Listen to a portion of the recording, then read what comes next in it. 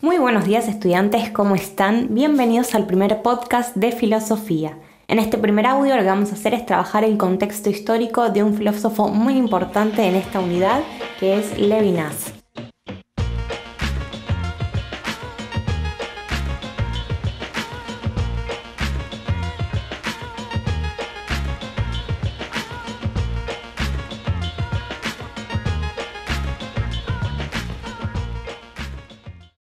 Como ya les dije en otras oportunidades, para entender cómo pensó una persona tenemos que entender cómo vivió. En el caso de Levinas tenemos que pensar en 2 guerras mundiales para entender su filosofía, pero además tenemos que pensar en un elemento clave, su religión. Levinas es un filósofo que nace en el año 1906 en Lituania y crece en una familia judía. Él va a adoptar esta religión y con los años y con las lecturas que vaya realizando a lo largo de su vida, esta religión como que se va a afianzar mucho más en él. De hecho, va a pasar a ser parte de su filosofía. Ahora bien, los primeros años de vida de Levinas son bastante tranquilos. Vive con su mamá, su papá y sus 2 hermanos. Los problemas empiezan a aparecer cuando se desata la Primera Guerra Mundial. Esa Primera Guerra va a marcarlo bastante a él porque obligó a su familia a exiliarse a otro país, a pasar toda la guerra fuera de lo que era su amada Lituania y va a dejar una marca en él, como que ese abandono de la ciudad natal va a tener repercusiones más adelante. Pasada la guerra, ellos vuelven a Lituania, vuelven a instalarse, Levinas empieza a estudiar filosofía, empieza a encontrarse con filósofos como Husserl y Heidegger y puede perfeccionarse en aquellas áreas que a él le interesaban. De hecho, va a estudiar psicología, latín, va a tener como varios intereses y va a poder desarrollarlos. En su vida más adulta va a casarse, va a tener una hija y va a dedicarse en sí a lo que es la escritura y la lectura. Va a traducir obras, va a escribir su propio pensamiento y va a seguir leyendo a grandes filósofos de la historia. En pocas palabras, va a vivir una vida sumamente tranquila. Pero todo cambió cuando la Nación del Fuego atacó. Los problemas llegan cuando se desata la Segunda Guerra Mundial en 1939 y él se alista en el ejército francés como intérprete alemán y ruso. En el ejército se le va a dar ese rol de intérprete por su manejo de idiomas, pero va a durar muy poco porque prácticamente a los meses de comenzar como soldado va a ser capturado por el ejército alemán. Y acá todos podríamos pensar que es el final, que se acabó, acá muere Levinas, porque ¿qué va a hacer el ejército alemán con un soldado judío? Bueno, acá entra una cuestión muy importante de la época, que es el respeto por el uniforme del soldado.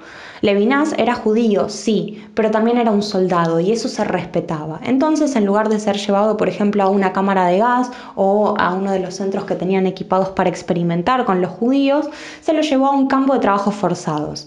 Es útil al régimen porque está trabajando, pero a su vez se le permitía como sobrevivir, tenían acceso a alimentos, obviamente no vivían en condiciones óptimas, pero en comparación a las situaciones de otros judíos podríamos decir que era el mal menor.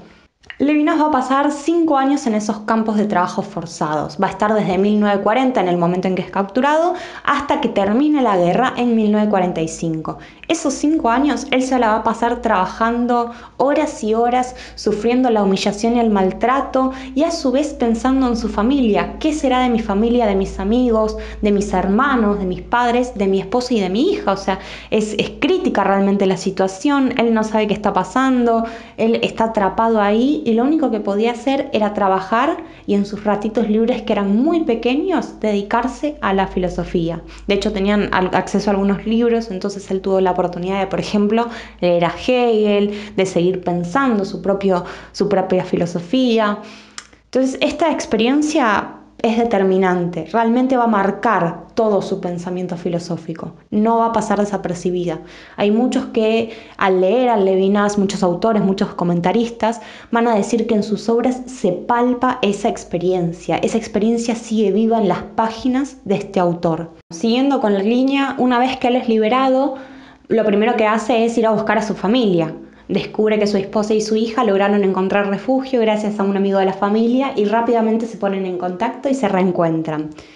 El tema es que después Levinas va a intentar reencontrarse con sus padres y sus hermanos en Lituania, pero allí descubre que el exterminio de los judíos de su comunidad ha sido absoluto.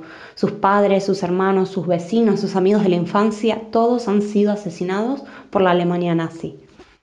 A partir de ese momento, Levinas, marcado por el dolor de la guerra, de la familia que perdió, va a intentar reconstruir su vida, va a dar clases, va a ser docente, va a escribir su propia filosofía, pero aún así va a experimentar este dolor el resto de su vida. De hecho, él va a intentar encontrar consuelo en lo que es su religión, va a practicarla cada vez de una manera más profunda y va a encontrar distintos caminos. De hecho, su filosofía y su religión van a empezar a entremezclarse en este punto y va a empezar a escribir su obra más personal a partir de este momento. Su vida no va a cambiar mucho más hasta el año de su muerte, en 1995. Podemos agregar simplemente que va a tener otro hijo, que va a construir una familia muy linda y muy amorosa por lo que se conoce, y va a seguir constituyendo su filosofía cada vez más orientada en pensar al otro, a la alteridad, a las otras personas, a quienes me rodean y cómo trato a esas personas. Ese va a ser un punto importante para él y sobre todo en su filosofía.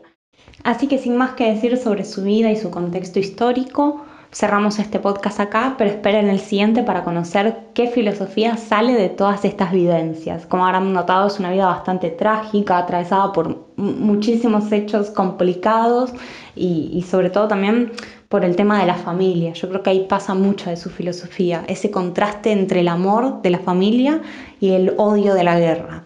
Entonces tengamos esto en cuenta para empezar el siguiente audio y poder conocer toda la filosofía de Levinas. Muchas gracias por haber escuchado hasta acá. Ojalá les haya gustado y ojalá los invite en algún punto a seguir conociendo lo que este filósofo tiene para decir. Hasta pronto.